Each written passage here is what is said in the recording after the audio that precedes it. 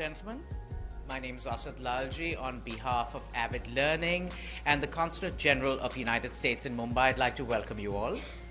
For many of you know us, and for those who don't, I'll just give you a short introduction to Avid. Avid is the cultural arm of the SR Group. We're a public programming platform. We started in 2009 and since then have completed over 900 programs and reached over 95,000 people. Driven by the belief that learning never stops, Avid's multiple formats like workshops, panel discussions, gallery walkthroughs, festivals create a dynamic and interactive atmosphere that stimulates intellectual and creative growth, and across the fields of art, culture and heritage, literature, and innovation.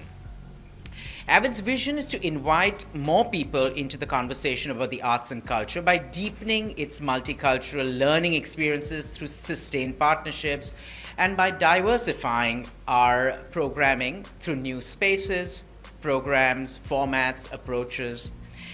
In this light, we regularly collaborate with the consular presence in this maximum city, and we have been delighted to partner with the U.S. consulate over the years, and to help create awareness for American writers, artists, thinkers, and also promote exchanges and discourses between practitioners both from India and the U.S.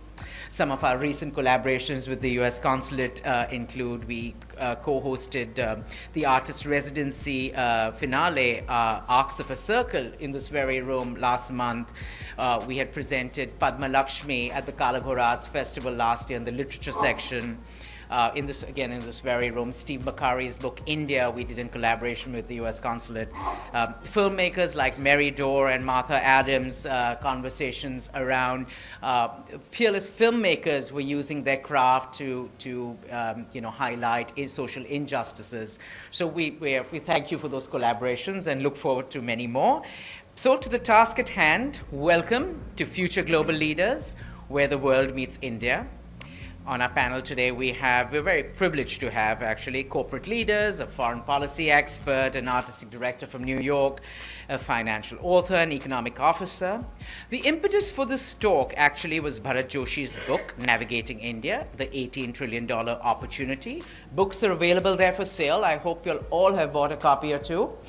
But today the panel discussion is going to be very interesting. Our experts will cover issues on, and I hope they answer the question of how the country's leadership hopes to create a future for which young leaders can aspire to. They're going to cover entrepreneurship, they're going to cover the role of women in Indian society and economy, and much more. So without further ado, and before we jump into the conversation, I'm going to introduce our panelists very briefly. For your reference, we've given you a handout with a detailed bio, so I won't bore you by reading them. I'm just going to announce them briefly. I'm going to request them to come and take a seat. Bharat Joshi, author and CEO of Jacob Venture Capitals. Royston Braganza, CEO, Grameen Capital. Manjeet Kriplani, co-founder and director of Gateway House, the Indian Council on Global Relations. Jonathan Hollander, founder of the Battery Dance Company, New York. And last but not the least, our moderator for the evening, David Moo, Consul for Economic Affairs at the U.S. Consulate General, Mumbai. Before I hand it over to David, I'm going to ask you to do one thing. Take out your phones, put it on silent, and start using them. Get social, tweet, retweet, tag us, post, repost. Our handle is @AvidLearning, and our hashtag is Learning Never Stops. Thank you very much, and over to you, David. Thank you very much, Asad. Thanks to everybody at Avid Learning for hosting us this evening, and to all esteemed panelists for joining us this evening, and especially to all of you for coming to join the conversation as well. And we will make it a conversation as we continue the evening. Thanks especially to Bharat Joshi for this book, Navigating India. The impetus for tonight's conversation, I think an excellent piece of work to help all of us as we work and try to operate in India in whatever field we're operating in. My name is David Moo. I work in the U.S. Consulate here in Mumbai. I've been here for about a year and a half. My role is to cover economic policy issues.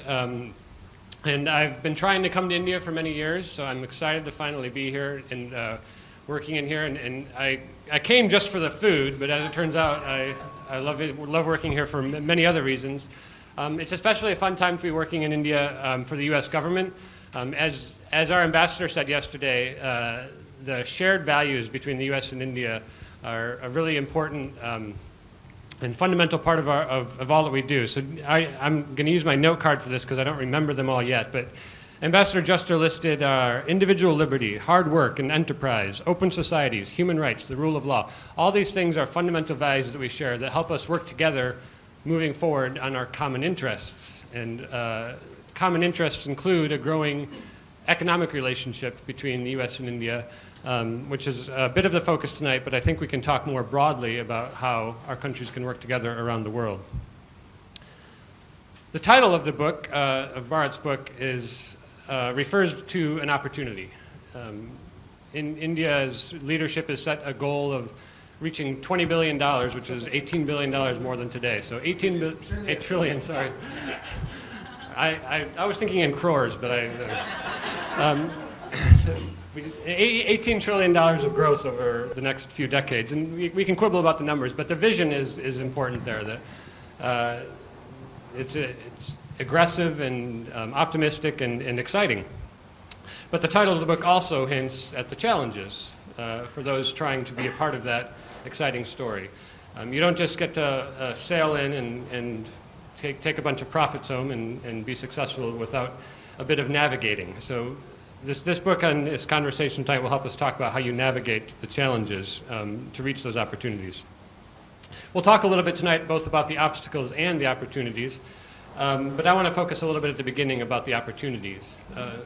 A lot of the people seeking those opportunities today are the entrepreneurs, the future global leaders. And we saw a lot of the energy and the enthusiasm of entrepreneurs from India as well as from the United States and from all over the world at the Global Entrepreneurship Summit in Hyderabad in November.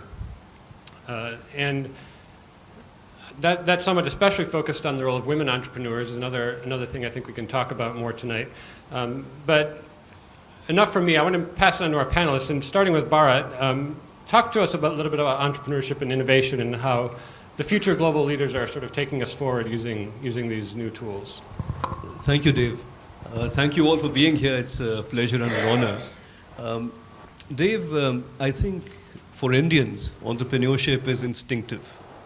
And this is partly inborn, and partly, as I say in my book, it's because of the conditions. Now, these conditions are often harsh, which is why you need to read this book. But because the conditions are, sort of relentless, it creates a certain need and necessity for innovation and resourcefulness. You spoke of leaders in entrepreneurship, but there are also now globally leaders in governance and in public space.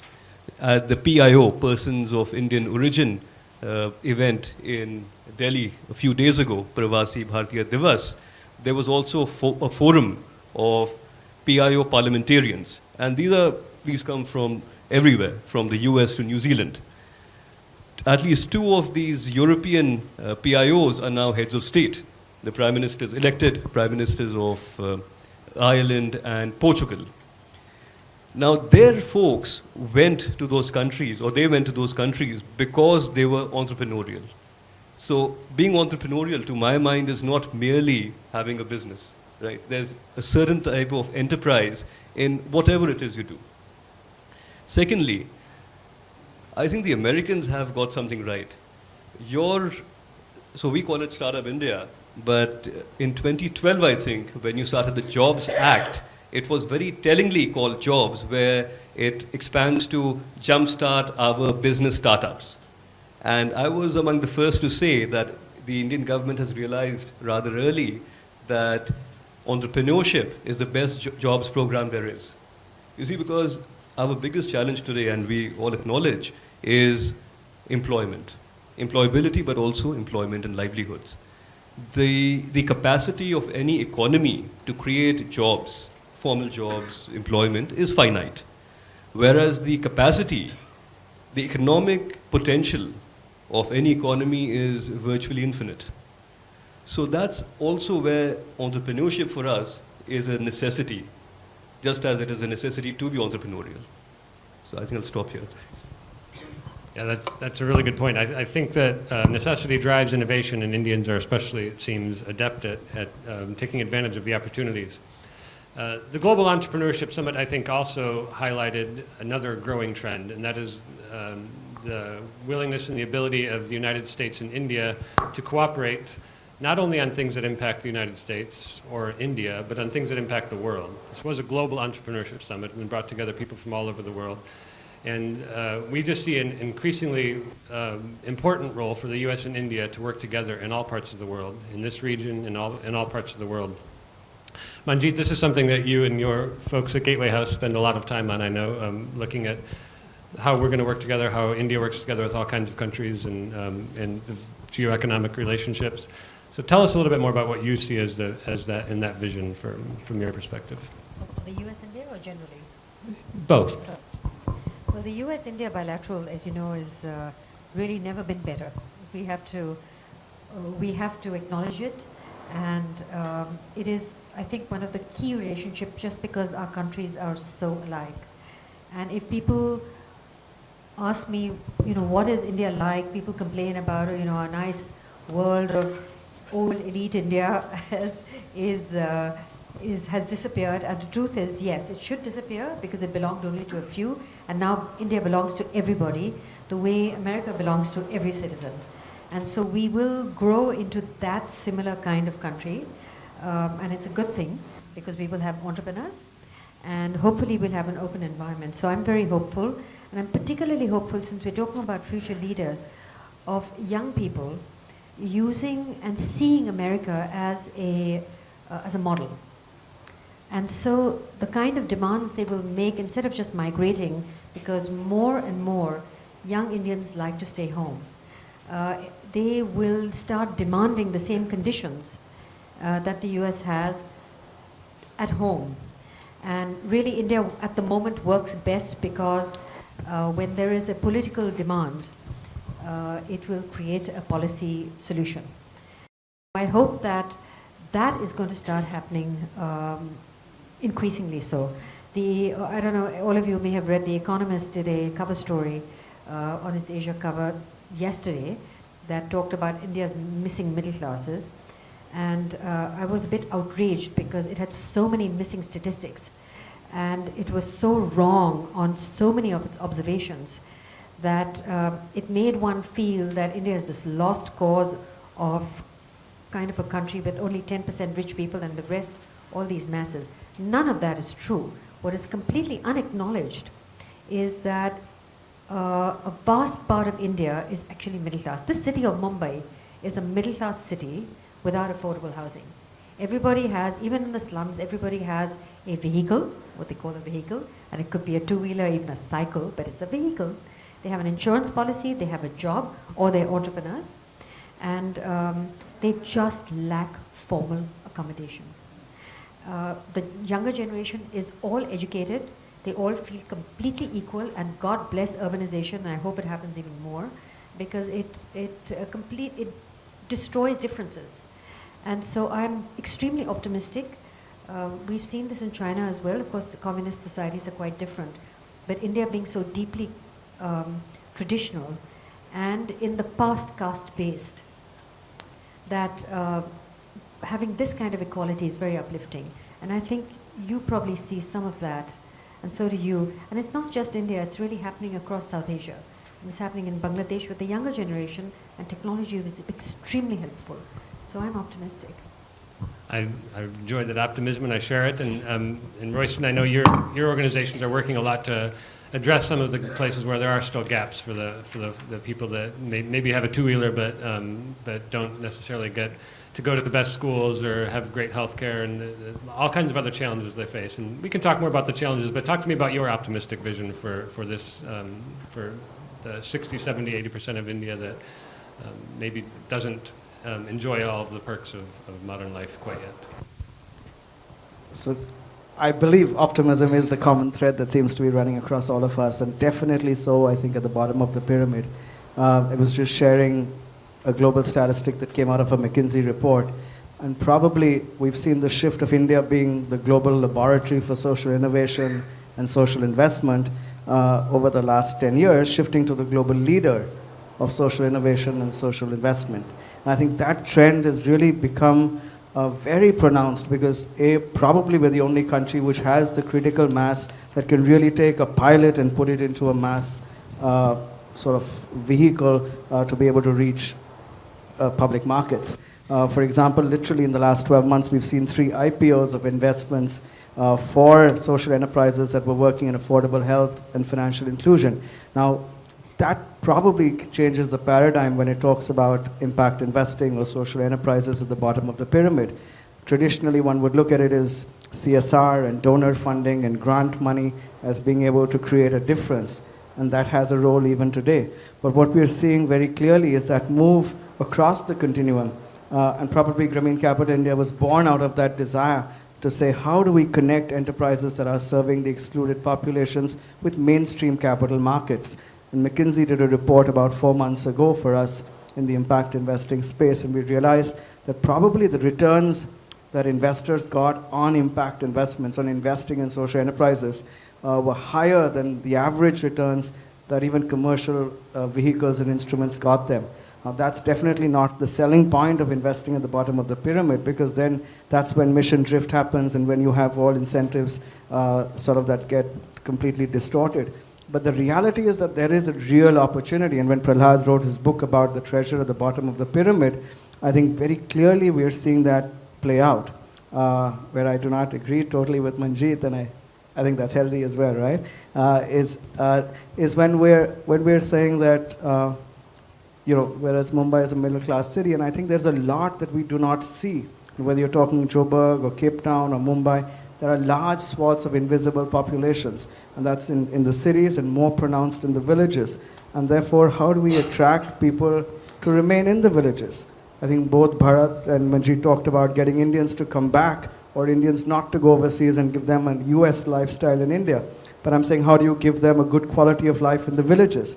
How do you really make smart villages? How do you incentivize technology use there? How do you incentivize transparency in the villages, whether it's land rights or whether it's getting farmers to really come together and contract farming and really bring a huge amount of development in the village? I think that's where, if at all we're going to reach $18 trillion, if we leave agri out of it, there is no way you're going to get CAGRs of 7% to be able to reach it in 15 years or 35 years or 50 years, as your book says, without looking at 70% of the population that's below $2 a day. So I'll pause there for the moment, but there are ideas for that optimism as well, and we can talk about it later. Yeah, that's some excellent points, and lots of challenges obviously ahead as well. Another common theme that we've touched on a little bit in the book is India's diversity and its just the vast array of cultures, of religions, of geographical differences that exist in India and that make it such a dynamic and exciting place. And when folks like me come in and layer in an international perspective, that just adds one more layer of complexity. And Indians are increasingly international themselves, so it gets very complex, but it can also become very beautiful. Jonathan leads a dance company, and I don't know how many of you here were at the performance last night at Battery Dance Company, but it was an incredible performance. For those of you that missed it, you really missed out.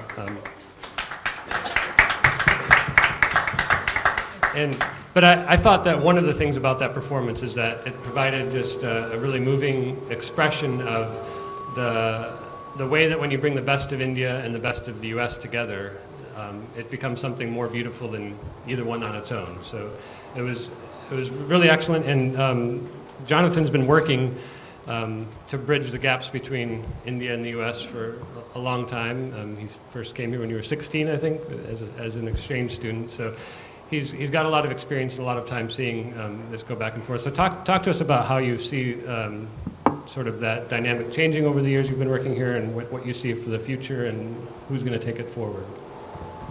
One of the things that strikes me in just listening to the panelists and thinking about my experience going back 50 years is the pride that I think young Indians have in their own culture.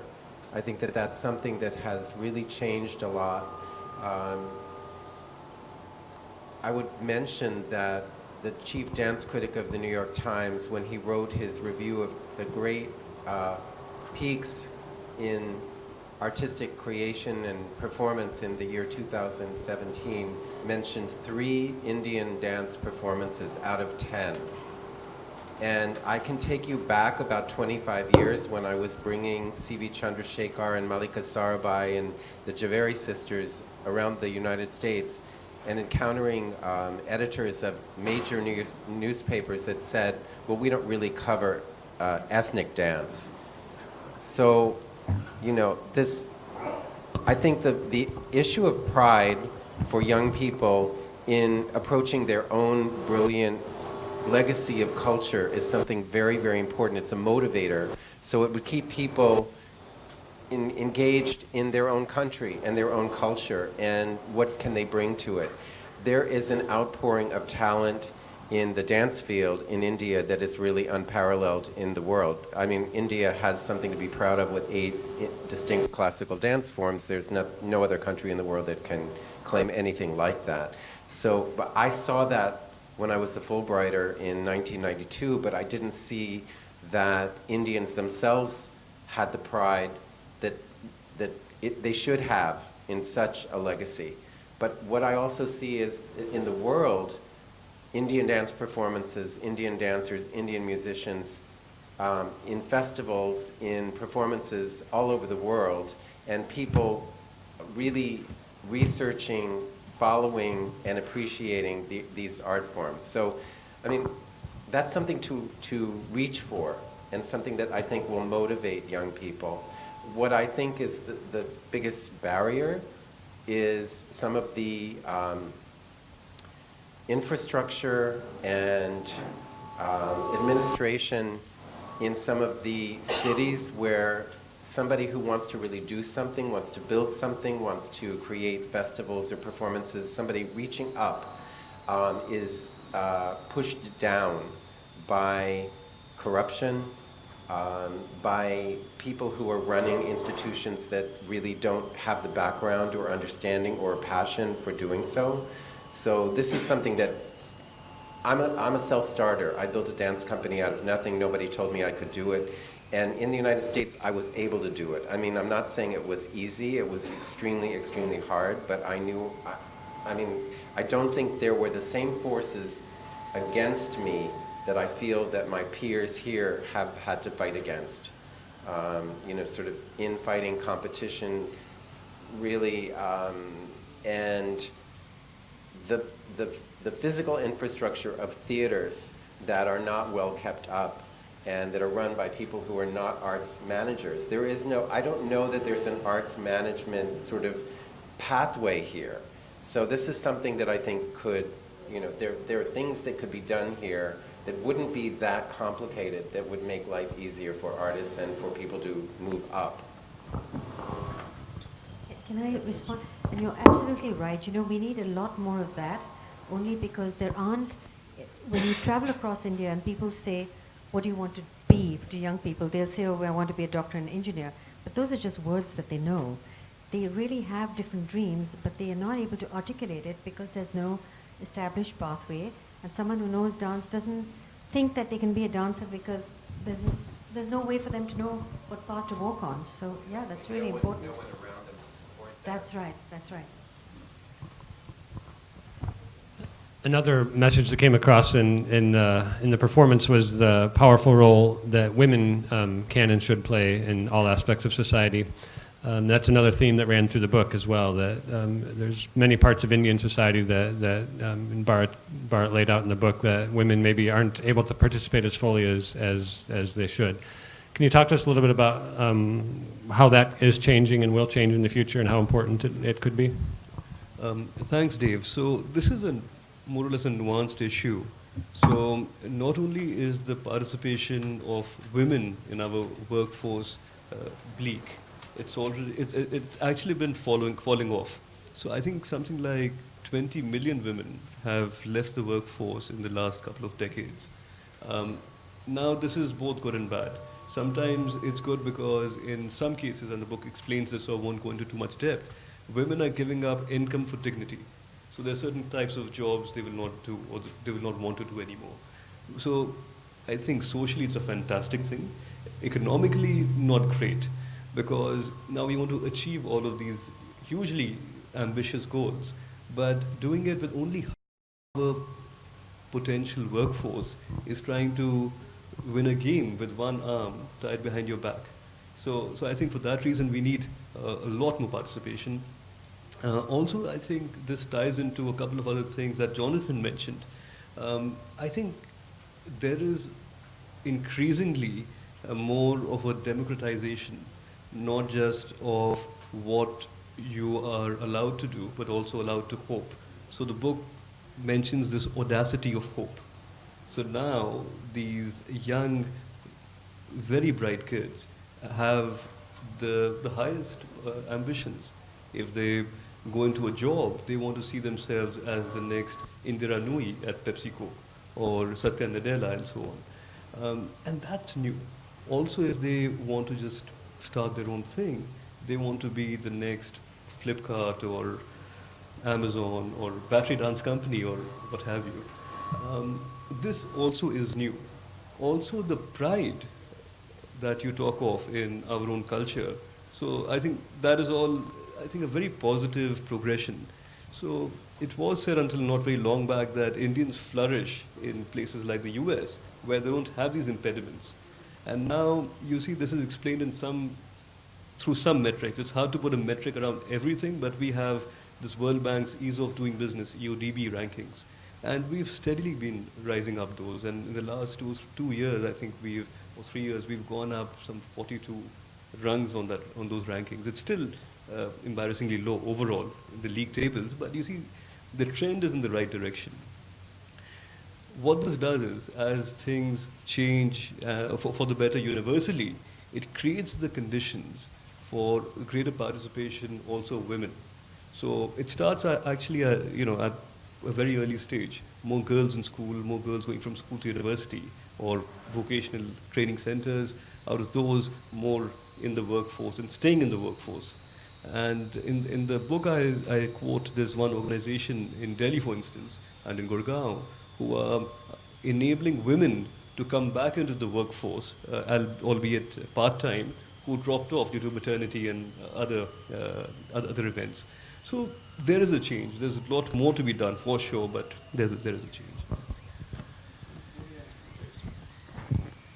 So an interesting data point is that today we have 52 million clients using microfinance, and all of them are women. And that's really, for me, again, extremely exhilarating when you see, and when Professor Yunus started the Grameen Bank, again, every single loan was given to a woman, because you then see immediately the child getting better nutrition, you see better health into the child, you see the toilet being brought indoors, you see the children being sent to school. The woman gets her second sari, probably never. Everything else sort of moves up and out of poverty. And therefore, for me, again, I don't know whether those statistics get captured when you talk about the fall, because these are not women working for someone else. They're all entrepreneurs, 52 million women entrepreneurs, whether they own one cow or one goat or one buffalo or make confectionery or have a vegetable stall. And that really is significant, because then you're sure that the next generation is going to school, is getting educated, is being able to have the audacity of hope that you talk about, Bharat. And for me, that's what's changing India.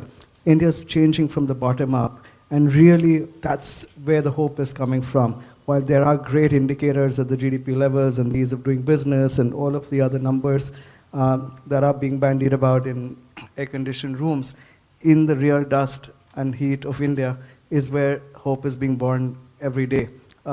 Again, young children, when Kapil Dev lifted the World Cup, that's when people realized children from not the top-tier metros can get into the cricket team and get out there. And Dhoni again. Now, these are inspirational stuff, and dance and Bollywood and all of the various exposure that's now possible with technology is really changing the face of rural India.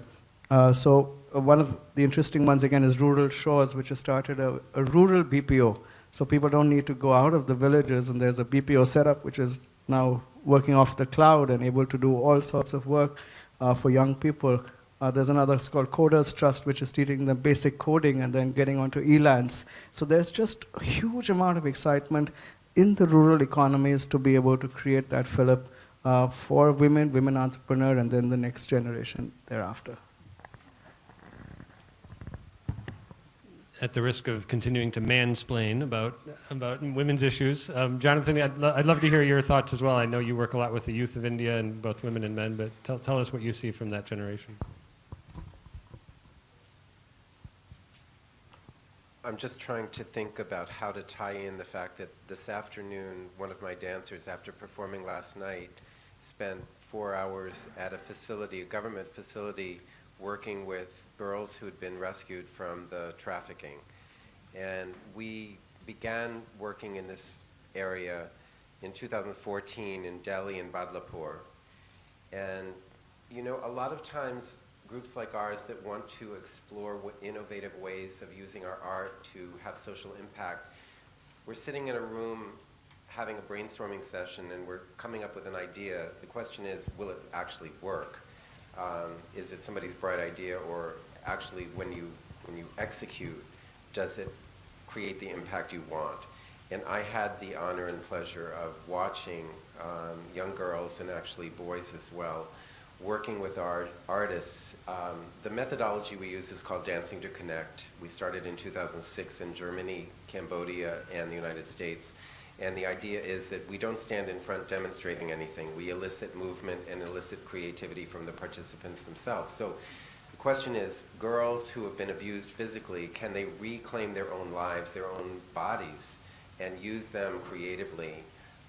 Also, could you have a male practitioner conducting a workshop, and how would these girls relate to a male in that role? And I saw it happen. And the resilience of the human spirit is just beyond belief, to see that these girls actually created their own pieces of choreography. Some of them were physically affected by what they've been through, and one girl was on a chair and didn't know that she could actually get up and walk and move. She danced by the end of the program. So I think there's hope. This is the audacity, but this is also that, you know, people who've been subjected to the worst kind of trauma, and girls mostly, can still be reborn in a way, can reclaim their own capabilities and their own creativity. So, I mean, to me, imagine 41 years into my career to see this kind of work being done, refreshing, rejuvenating, re-inspiring for my teaching artists as well. So I don't know how that ties into the overall theme, but just the sense I wanted to share that this work is possible, and it should be done by Indian practitioners. So that's part of what we want to be doing, is to train trainers. So because we can't sustain these kind of programs ourselves, we need to multiply them. And there are people like Malika Sarabhai out there, and many of the artists who have a social conscience here. Our guest artist, who was so magnificent on stage performing, instead of going to the Bangalore, the magnet of dance at this point in India, decided to stay in his smaller city of Hassan, create a dance studio, and within a year or two he has 150 students. And these students, most of them are on scholarship, they're not paying. So you have people here who in their own vein are, you know, they realize he came from a business family, he had support behind him, he didn't have to struggle in the upbringing, although at age 7 he starved himself for 3 days to make his father give in and allow him to study dance. But with that kind of energy, that kind of motivation, he's now taking that out into the community in a very powerful way. Sorry, can I just mention how I think this ties into some of the larger theme? I think what you're doing is absolutely vital. And this also, I speak of a little bit on how, for the first time, people are giving organizations and businesses a second chance. You're doing that with young Indians. So we're actually very bad at giving people a second chance. And until recently, all you had to do was look at our bankruptcy laws. So bad luck or misdeed or whatever meant you were written off forever. So I think that's something you're doing, phenomenally well, and thank you for that. Royston, you brought in sport, and that again ties in with what he mentioned. Now, two young ladies have created a badminton viewing revolution in this country. And now you will see lots of young ladies and young gentlemen pick up badminton and for the first time realize cricket is not the only sport or viable professional sport in India. Sorry, I keep butting in. Expand it a little bit beyond so we're talking a little bit about gender issues, but there's lots of ways that the next generation is, I think, changing India. They're maybe not as focused on the differences in gender, not as focused on the differences in caste or religion or geography or nationality. They're more tech savvy, they're less risk averse, more risk averse, less risk averse, more willing to take risk. Manjeet, I'd love to hear your thoughts on the next generation of Indians, these future global leaders. What are some of the differences and how are they going to kick out the old people, I guess? The good news is they're not going to kick out the old people because there's still a huge respect for age, and it's a good thing because, can you hear? I think this one works. This one, is this good? Yeah. Okay.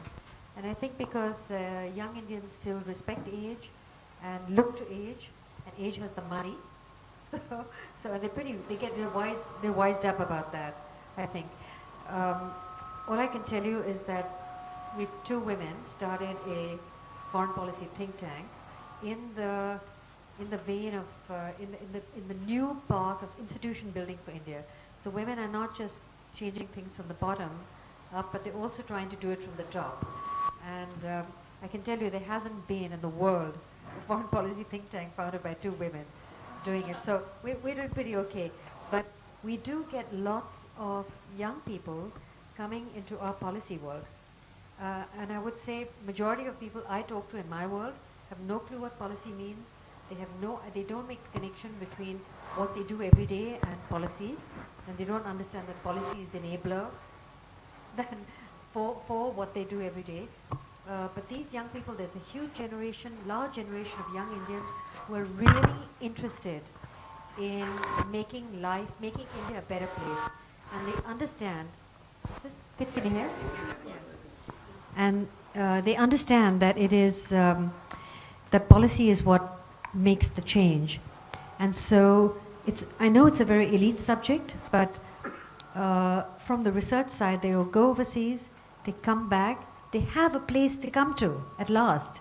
And so they're not lost, young foreign policy buffs or just public policy buffs who then have to go and join dad's business or go into journalism or go into, some other MBA or something. They actually have a place to come to, and they are working very hard. We see it every day in our institution, inspired, inspiring. And those who are interested in this field and don't understand research and not qualified come into it from the operational side. So I see a lot of change just from young people who see our institution as a way of institution change from the top. And they're pretty bold. They have no hesitation in saying, I think this policy recommendation has to change. And when you've got that research, this is not really right. And one of them is sitting right here, Utsav Gandhi, who they have no hesitation. And we are very open to them. Both Ambassador Neelam Deb and I are, I don't know, we kind of allow them to use us as a football.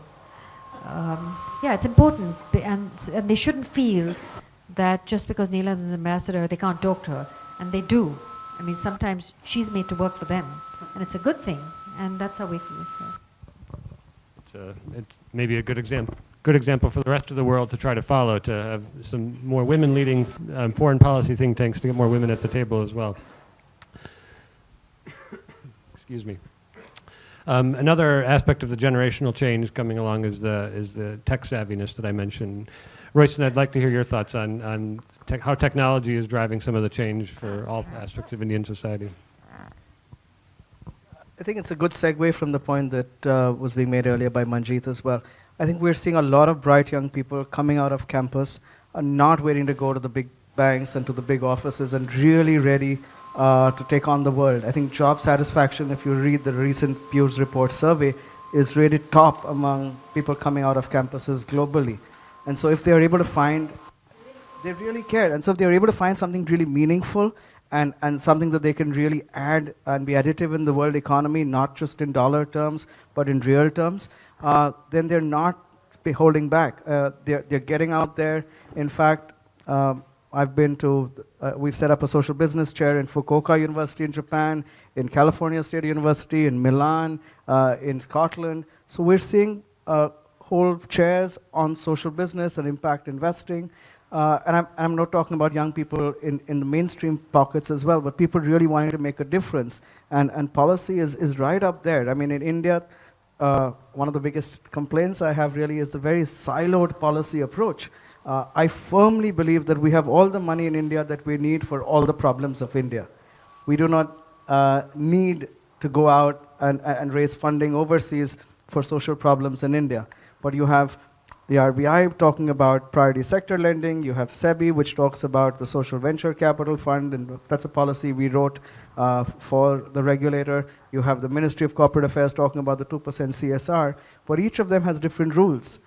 Now, how do you break those silos and allow that funding, whatever that is, $5 billion in CSR and another 20 billion or close in the other pockets, to be able to really take the social problem head on. We're seeing now the entry of social impact bonds and some really creative ways of being able to allow technology to really traceability right down to the bottom. We're seeing traceability important where your Starbucks last coffee bean comes from, where it was packed, what are the types of ethical processes along the way. And so the ability to use technology from a capital market standpoint, from a traceability standpoint, I think is really going to be the critical enabler and flip that switch.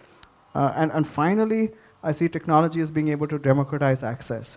I think big banks need to go away. The ability to use blockchain and cryptos and various technologies to be able to reach the last mile. My daughter should be able to say, I've got 500 rupees on my birthday. I want to put this in helping a lady to set up her vegetable stall, get 5 more friends on Facebook to post it, get 50 friends, giving 500 rupees each. A micro loan goes to the woman, she pays it back. They then decide whether they want to go for a movie or to put it back into another micro loan for someone's tuition or scholarship for a dance. I mean, that should be what's driving the world economy. And that's where you're going to get the 18 billion coming from. You cannot have an India left behind, an India shining only for a few, and expect to reach, we're number 3, I think, globally now in the PPP GDP rate. How do you leapfrog that number unless you take everyone along? And so more important than 18 trillion, I think, is bringing everyone together and being able to make sure that there is an inclusive India agenda driven by technology, possibly.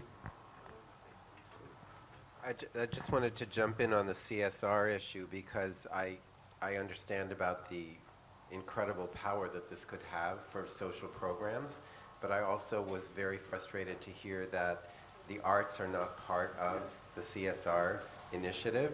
And if India really believes in the arts as, first of all, driving tourism and the economic value of the arts, then why wouldn't the CSR program include the arts? Why wouldn't you know, an arts social program be fundable through CSR, and it's not? As far as I know.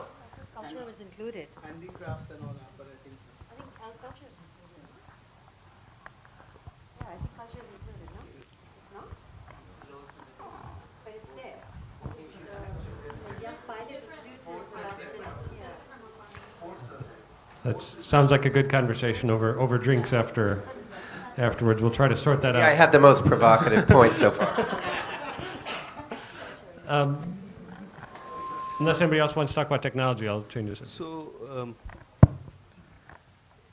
So again, to overgeneralize everything about my book, I think the 2 wildcards for our future trajectory will remain technology and demographics. So just speaking of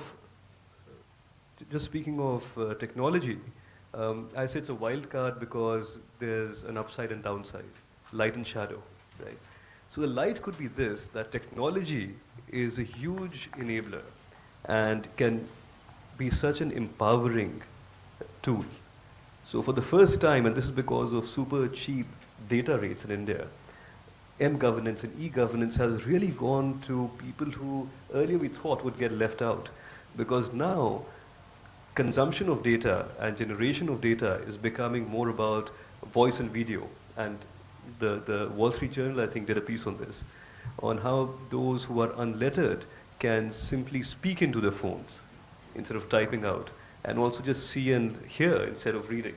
So I think that might still, in ways which we completely still don't appreciate, can be hugely empowering. That's one example. The other example is of, and this is almost a cliche to say now about mobile telephony, of how we leapfrogged copper wires and just went to become an IT powerhouse. Can we do this again? And to my mind, I think we can, and technology might hold the key. Now, what is the shadow against this light? So the shadow could be this. If we hit the numbers without creating livelihoods, without leading social indices and parameters, we need to score on those as well, right? So we don't want to be this fintech or financial powerhouse which does not touch lives. And I think in India there's no reason for that to happen, because there's such, we've barely scratched the surface on everything and anything, infrastructure creation, healthcare, I mean, you name it. And there's a business case for each of these as well. And of course an altruistic case, that there are both.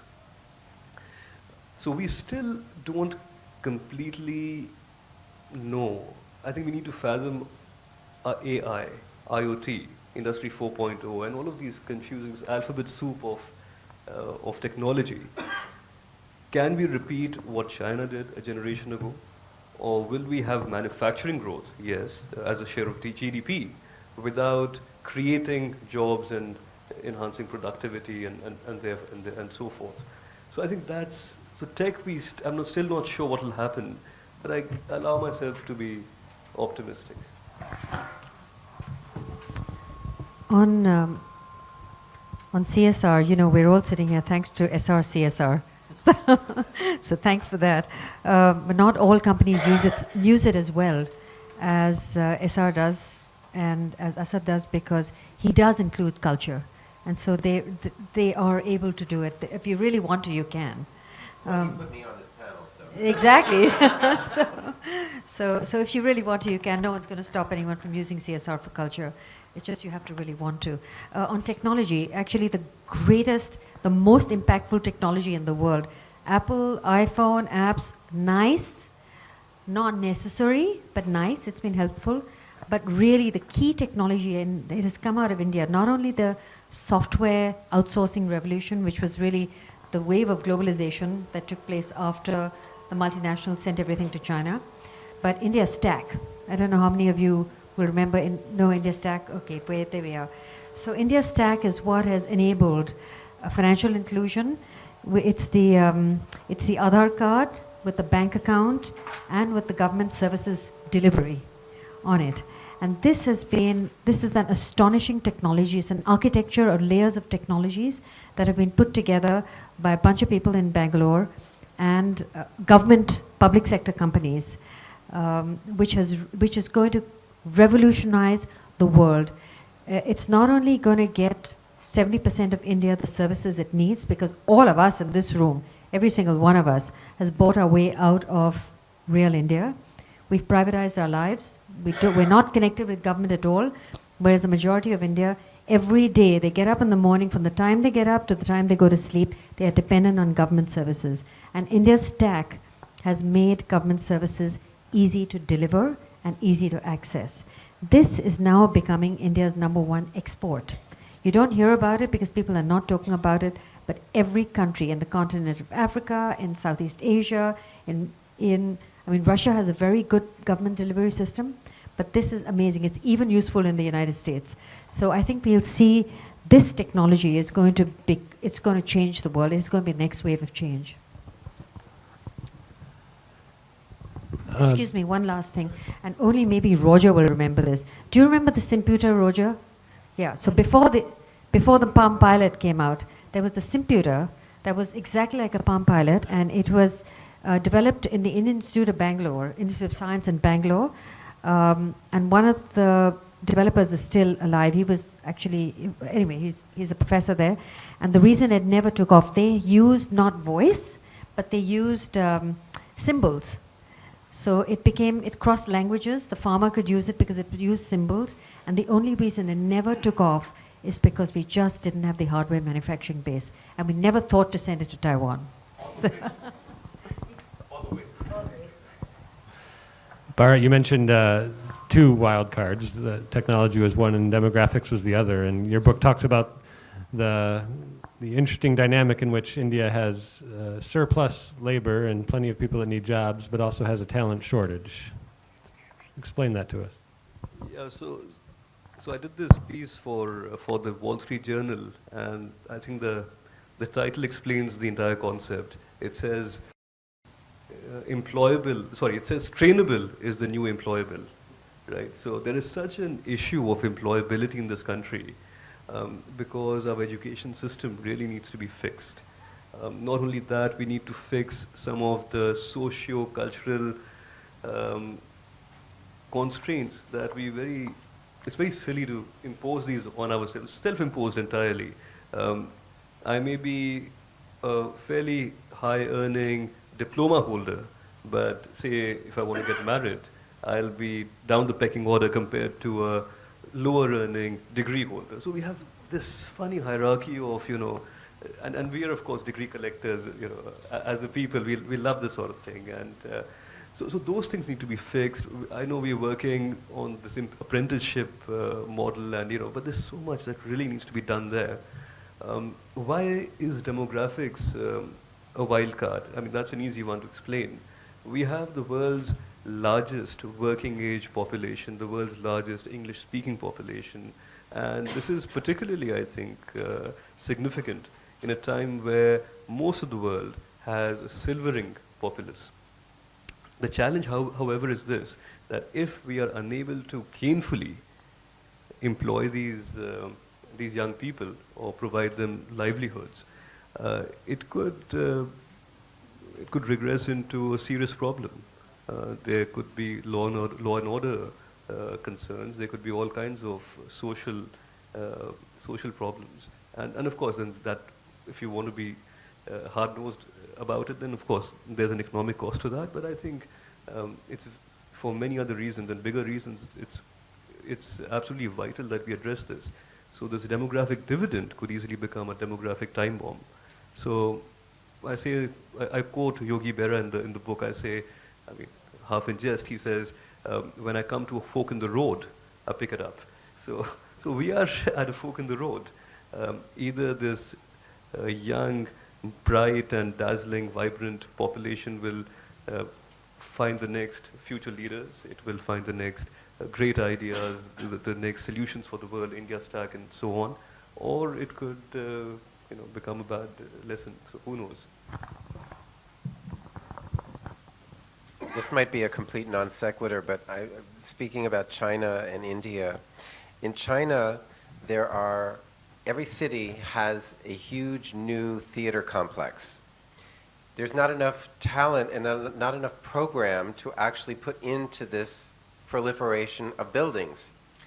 India has so much content and not enough theaters, not enough support. The infrastructure is not there. So that might be a direction, sort of like a direction to put forth to the government to say, let's start a campaign to create world-class facilities to support the world-class talent of this country. We can just send our talent to China. That might solve our balance of trade issues. There's a new Silk Road opening up anyway, so. Right, so on this demographic question, when these women and others take these small loans to try to build a small business, not very many of them expand to become a medium business or a large business. What are the barriers that stand between them? Is it not having enough education themselves, or not being able to find enough talent to help them grow their businesses? What are some of the human challenges that they face as they try to develop their own economies in the rural areas? So one of the exciting aspects first, and then I'll come back to that question, is the children of the women who take the loans. they are the ones who are getting into schools, staying in schools. We're seeing dropout rates of girls reduce now because of education issues, menstrual hygiene issues getting addressed. And then, if you look at the program we do in Bangladesh, which is the Nobin Ubyokta, how do we make young people job givers and not job seekers? And the whole flipping the whole challenge on its head about whether it's trainability or employability, but suddenly making them job givers. How do they create their own enterprises? How do you then take a loan and give it to someone without any questions asked? I mean, that's the underpinning of the Grameen model. Exactly the opposite of the banking system. You don't need collateral, you don't need track record, you don't need security, you need nothing. You just need to be there and say, I form a group of people, we know each other, we trust each other, and the premise is that they're not any more dishonest or less than you or me. It's the lack of opportunity. It's the bonsai people, as Professor Yunus calls them. Because they're put in a small pot, they remain small. If you plant them in the soil, they grow to be large. So how do we create that ecosystem of opportunity that's available to you and me, and bring them and bring that to them at the bottom of the pyramid? And therefore, how do we create really on a policy level, Manjeet or Bharat, how do we really make Startup India, Stand Up India, really stand up for those people at the bottom of the pyramid? How do we create angel investing for enterprises at the bottom of the pyramid? How do we open up, and again, the democratization of capital access, really allowing those 1,000 flowers to bloom, or 500 million in this case, because by 2022 we will have 400-500 million jobs that are not being adequately trained for, given the current trajectory that we're on. So we better do something very quickly to be able to provide either the skilling or an entrepreneurial ecosystem that allows us to become the global food provider of the world, or the global manpower provider of the world. Because I believe India is all of that and more. We have the capacity to become really leaders. I mean, if you just look at banana plantation, we produce 30% of the global banana production, but on the global exports, we're less than 0.5%. So there are huge gaps in the way there are leakages in the system, and the way things sort of are not put through in an ecosystem level. Again, at the women business level, how do we provide that scale? I think that comes, and we're seeing that movement from the NGO MFI when we started Grameen Capital India 10 years ago. We helped them to move. One thing we didn't want to do is to build our own microfinance company. So we helped them to move from an NGO to an NBFC, from an NBFC to a small finance bank, and Bandhan is now a partner who's a mainstream bank. So how do we provide enabling ecosystems, I think, is critical, and there the policy work is absolutely important. How do you really create enabling policies to build an inclusive India? How do you use India Stack to be able to leapfrog all sort of the oppression of the past and the regression of the past and bring them on a level playing field? So I think the ability to provide capital access is huge, but equally important is mentoring. I know Roger's doing some work on the mentoring at a community level, but how do you scale that pan-India? How do you get mentors, all of India Inc., to be a mentor to all of the young people at the bottom of the pyramid who want to start up something on their own? And build capacity. How do you use CSR funding catalytically, not just as a donation, but as a funding mechanism, as a pool, so that those returns can get plowed back? I mean, there's just a lot of opportunities to be able to build. I think ecosystem building is critical. There is actually, you're absolutely right about corporate India. There is no, sorry, you're absolutely right. If you're saying I'm right, then On corporate, on corporate India, there is no societal pressure on corporate India to start doing what they need to do. They've really become very focused on their own profits, and that's fine. But in a country like this, there really has to be, and unfortunately, there isn't that environment that there used to be, with the media being really careful about providing examples and highlighting the examples in corporate India that do well. You don't hear about it anymore, and there's just no pressure on them. And I think that's because we're too nice as Indians. I think the point he made, because there is social unrest on the way if we don't get our act together. You have 400, 500 million people, and think tanks would see that coming. If we are not able to build an inclusive society, it's not, I mean, Brexit and other sort of global things have shown that we are out of touch with what's happening with vast majorities of populations. So, you know, at some stage, you know, we don't want that to be the reason why we're working. So you're right, we need to build that climate. In the arts, in dance, one really wonders about who gets the opportunities, and is there a real meritocracy, and does the best rise, and to what extent does the guru shisha system keep the younger generation down and not allow air and oxygen to get into the younger population? I've heard in so many stories among musicians and dancers where the older generation, I mean much older generation, is completely dominating the stage and not ceding the space for the younger generation to come up. I'm not really sure why that is, because to me, as an older artist, the most exciting, most exhilarating experience I have is to see my younger artists coming up. So there's some ingredient missing here, or fear of being left behind, of being sort of, you know, erased from history that older people might have. But this is something inexplicable to me about how often I hear and see this situation happening. And I'm not sure it's true in other fields, or is it just in the arts? I think it's true of all fields and of all geographies, not limited to arts, I assure you, or to India. But again, now look, technology is not my silver bullet for everything, but for instance, in publishing, those who perhaps don't have the access to go through a publisher, you can now publish online, self-publish. If you do not have the official channels or the means to reach an audience, just go online, YouTube or Google or what have you, and if you're good, chances are that this online meritocracy might find you. That just might happen, who knows. It's a lonely path. Lonely path? Lonely path. Being on your own is a lonely path. Yes, but nothing, this is a little indulgent, but nothing in my life has been lonelier than writing a book. Never do it. Never do it.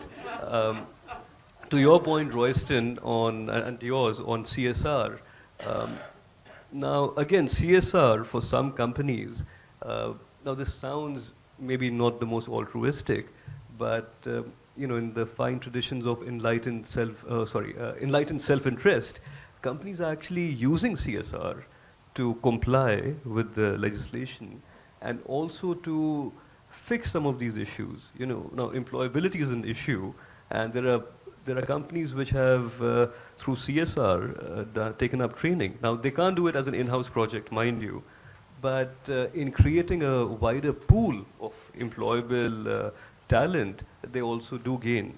If you take on health or sanitation around the areas where you operate, or even far off, you know, that has of course a lot of. And you, okay, so do you have? So what I'm saying is, you know, this sounds almost like good karma, that it comes back to you, but it truly does, and in a very immediate, instant sense as well. Thanks. I'm not sure that India has the same kind of structure that we have in the United States vis-a-vis the non-profit tax-exempt corporation. My dance company could not exist if I were the only engine behind it. I've had a board of directors that has responsibility for the dance company, for providing resources, for governance and so forth.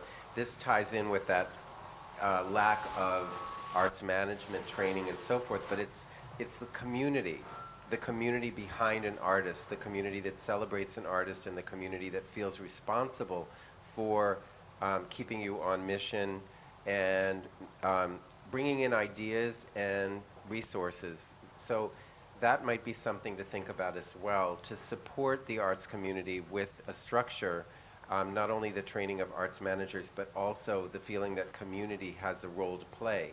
It's not all government. I mean, trust me, individual support of the arts in the United States is about 80% of the total funding. It's not government that drives it, it's individuals. And, you know, India's population is so enormous, and India's population also has an appreciation of the arts, at least traditionally. So how to channel the brilliance of the arts in India, the appreciation of the arts among the community, and how to create a structure by which people can participate even if they aren't the artists themselves. So that's again another point, Manjit, when we talk. But the 501c3s and the ecosystem around allowing not-for-profits to work. But it's just a crazy idea. I'm just wondering, as we speak, is there a way to look at 52 million clients that are there in the villages, and they all come once a week together for their loans and their repayments, and they bring their children along? How do we use this network to expose them to the arts one week and to painting the other week and to sport the third, and really create that? And we should maybe talk about that, or anyone else in the audience. And probably there's a way already to get to the 18 million faster, the right way, probably. Trillion. I'm getting your bug. Glad to go back to an optimistic note there, that after we delved into some pessimism on social unrest and all of that, but I think there is still a lot of room for optimism.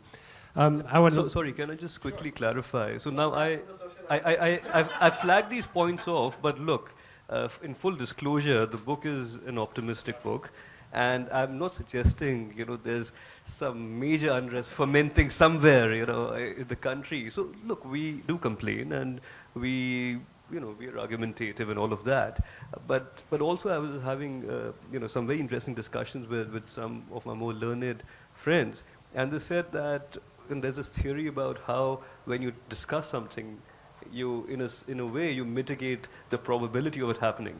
So not only are we completely seized of this huge problem, these sort of discussions and discussions in other such elegant rooms ensures that there is something that's going to happen. And Manjit will now go and make the right policy nudges to ensure that doesn't happen, for instance. So sorry, I just have to clarify my stand on that. I appreciate that. And to the point of making this a conversation besides just the five of us, let's open it up to questions from the audience. I think we have some folks with microphones that I will trust to decide who asks the questions, so I don't have to be choosy.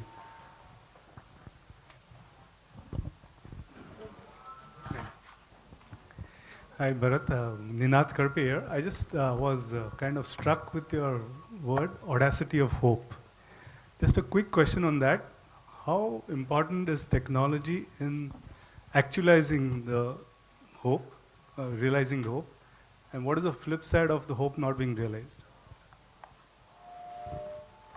I guess your question sort of presupposes an answer in some way, so I won't entirely walk into that, but I'll try and address this in two ways. You see, we've learned from Jonathan and also through our experience. In the book, I write about my experiences growing up here in Mumbai, and our mom would take us to these export reject shops. So the mentality and also the fact probably at the time was that something which is almost good enough to be exported, not good enough, but almost, is still better than what we have here. So that was, very much the mindset. Today, we think we can not only match, but beat the best in the world in manufacturing and services, in the arts, in, human talent and so on. So I think that also arises from being a little bit audacious, from, looking at the best in the world and saying, I can match you. I can, perhaps even beat you in badminton, cricket, whatever, maybe baseball someday, I don't know. But so I think that's where that comes from. Technology, I think, becomes an enabler in all of this. I think this first must start in the mind, not externally through seeing a technology, but technology, I think, in that sense, becomes very empowering. How do you access markets or audiences sitting in rural India? Right? So everyone does not have to now live in South Mumbai or Central Delhi to have the same opportunity, more or less, that they would have been deprived of earlier. May I? Yeah. My question is directed to Bharat. I like the title Navigating. See, navigation necessarily needs crossing various obstacles and minefields. Some of these in Indian conditions my question is in two parts. Firstly, the center and the state. Main problems with particularly manufacturing have been labor, infrastructure, environment, and Inspector Raj. And most of these permissions are with the state. I believe there are something like 26 permissions that you need to take before anybody even can think of this. And one of the most and critical problem is land. Lands are in pieces. There is no land available in the urban center. They are bursting to the sea. So therefore, they have to move out. And if that be so, how have you suggested any answers, Yes. suggestions? Yes. Thank So, thank you, sir. So I do say that even in the book that every business must be done in states. It's not like you can do business in the parliament or something. So the center can enable, but business will be done in states. There's a very encouraging new phenomenon of competitive federalism, where states now vie against each other to go out and get the right kind of investment, for instance. I'm sure your office is overrun with requests from chief ministers of all hues saying, bring a delegation to our state. Or better still, let us visit, your captains of industry. And they're really putting the best foot forward. So there is a change, sir. And you're right, it's 26 permissions, but it's 50 if for some strange reason you want to set up a power plant. So we hit a half century there even. But things are getting better. We are rising up the ease of doing business metrics. Only this year we jumped up, some 30 ranks? And for the first time in 14 years, Moody's elevated our credit score as well, So yes, things are getting better. And this competitive federalism, I think, is a phenomenally good phenomenon. Okay. Yeah, and I think the audacity of hope and competitive federalism are both things that the U.S. has tried as well. And I think there's a lot more subnational engagement on some of these issues between our countries as well, which is important. I think these could have been your two finest exports to us. So thank you. Hello. Sir. Hello. Hello. I'll just take two parts of the conversation of our esteemed panelists. Royston spoke of, 18 trillion sounds good, but till agrarian, rural India is part and inclusive, you're not going anywhere. And another small bit of conversation was what Manjeet said. May there be more urbanization, and that's inevitably going to be. But more than urbanization, and I fully agree with Royston, it is strengthening the rural economy. I myself, in some of the work that I do, takes me, and I see, despite a few spikes, probably a rural BPO somewhere, a couple of good, clever entrepreneurs doing well, we are very, very, very far away from inclusive rural economy, agrarian economy. My question to Royston, I know we need to see the glass half full, optimistic. What's the road ahead? Navigating India through the rural economy, Royston. I would say the 3 T's. One is technology, the other one is transparency, and the third is traceability. Clearly, in the point you made about land ceilings and marginal, suboptimal size plots, the ability to look at a policy that gives you land title access, helps you to do better contracts, better legal infrastructure, to put that pieces together to get contract farming and get critical sizes to get mechanization in, I think is super critical to be able to get the agrarian economy up.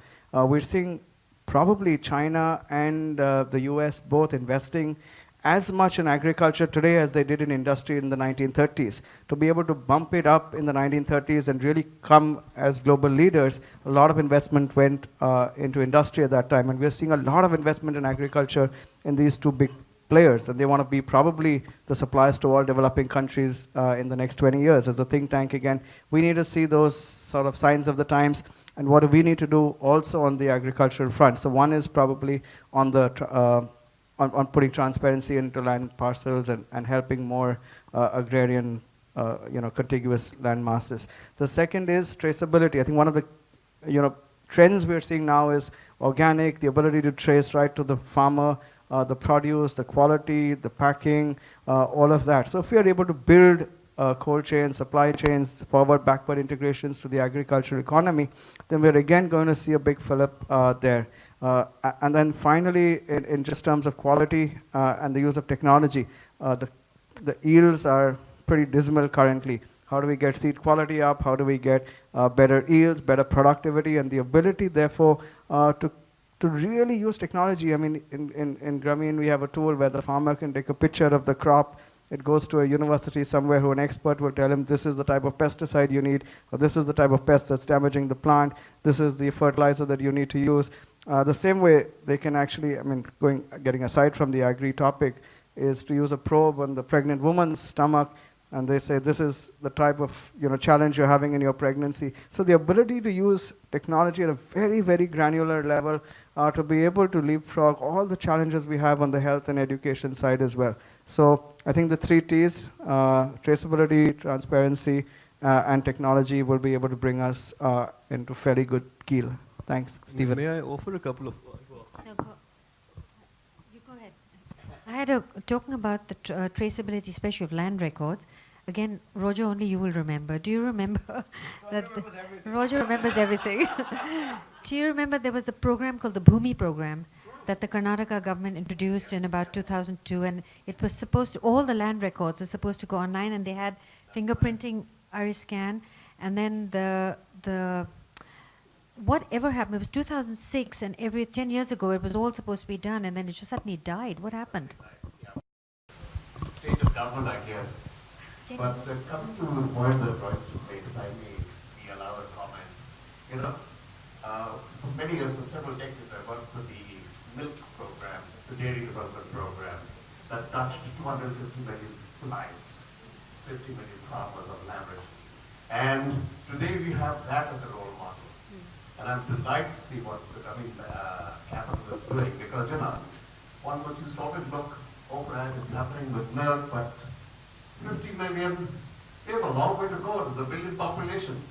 But there's a role model here. It's happened with the dairy products, and see how the cold chain has been developed, the infrastructure has been developed, so it can be done for other products also, for the other agricultural products. The only problem is that when we went through liberalization, we didn't take care of the rural areas at all. We foresaw the rural areas completely, and that's what we need to put together today.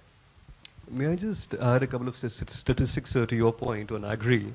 Now, we have 11.9 crore farmers, which is what, 119 million farmers, and another 14 crore landless labor in 640,867 villages.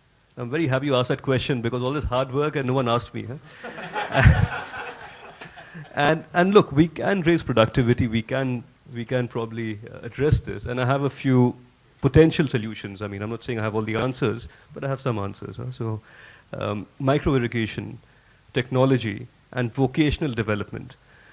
Again, let's quote China. So China has 350,000 rural skill centers.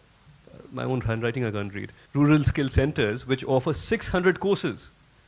And we have, all of India has, some 577 rural skill employment training institutes and Kisan Vikas Kendras. So we have as many institutes almost as they offer courses. And their courses are so specialized, for instance, on technology and techniques of garlic farming. It's just, so if we can adopt some of that, then we have a hope. And the urban migration stops then, because the rural economy... Absolutely, it will have huge effects. I think just one more question. I would like two to two questions. Yeah, ma'am, just ma'am very and quickly. then sir. Yes. Hello. Just to put a different spin to the whole conversation, I am Naina Shroff, and I do represent an alcohol brand that I did start with when I was a college student up in England. And this was a wine company where for the very first time we added ice to a wine. I hail from a very small town. I instigated the whole project up in London whilst I was a college student on scholarship. I came back to India and I was met with a policy structure which was impossible, if I may say. Now, Bharat, very quick question. Have you studied the alcohol industry during the writing of your book?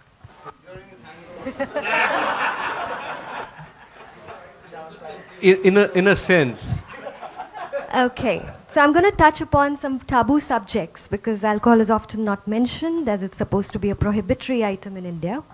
But it is essential that everybody understands the alcohol and in terms of the industry, it hails from sugar. And sugar is one of the primary processes or products which are used across all dinner tables. Land, a lovely question asked by this gentleman here, was also a matter of subject. Certain other elements people across the room have been asking. Nobody has focused process or policy in understanding as to how the agriculture, community, and also industries in various elements, like you're talking hospitality, we're talking hospitals where, again, alcohol, raw alcohol, which is a byproduct of sugar, gets used. You're also talking cosmetics as an industry. We're talking about food and beverage as an industry. Unfortunately, there's a lot of production which is being done and also account keeping, etc., which goes haywire. But the reason why I'm bringing up all this when it's just a simple book launch is because awareness is lacking. And unless these matters are discussed, it will not really go to the next level. And even the Prohibition Act that we talk about is backdated to the year of 1949. So question being, with a room full of people, how would Bharat impact the world now?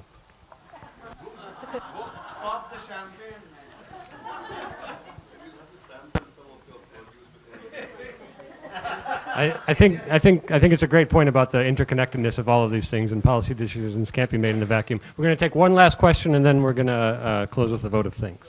Manjeet mentioned that the political pressure leads to policy changes.